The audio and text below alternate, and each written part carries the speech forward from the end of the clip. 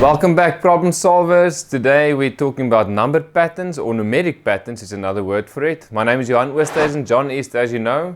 So the overview, the big picture. What is a pattern all about? Stay tuned for more. Share, like and subscribe. Good day, fellow problem solvers. Hope you're doing well.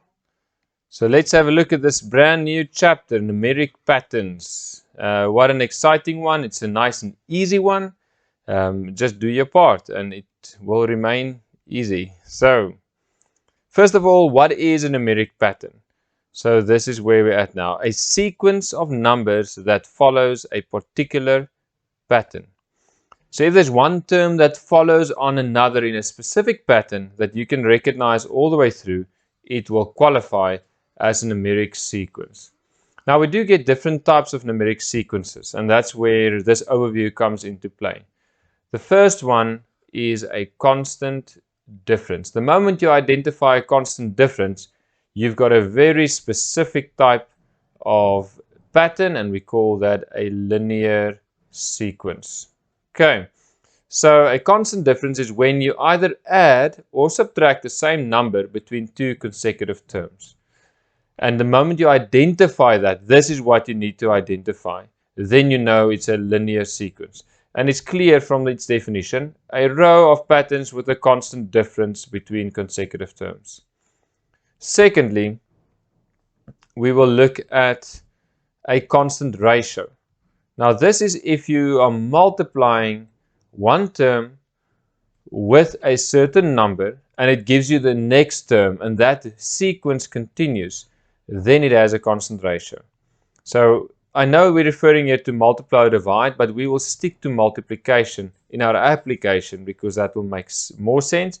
And the same over here with constant difference, we will stick to adding and not subtracting. Okay, the moment you see a constant ratio, then we know it is a geometric sequence. Now, what is a geometric sequence? Very easy again, a row or pattern with a constant ratio between consecutive terms. Now, you should be aware of the fact that these are not the only two types of sequences that you get, right? You get other types of patterns as well. Now, in this year's work, you're going to have to test and discover these. So, they are functions like cubic functions, for instance.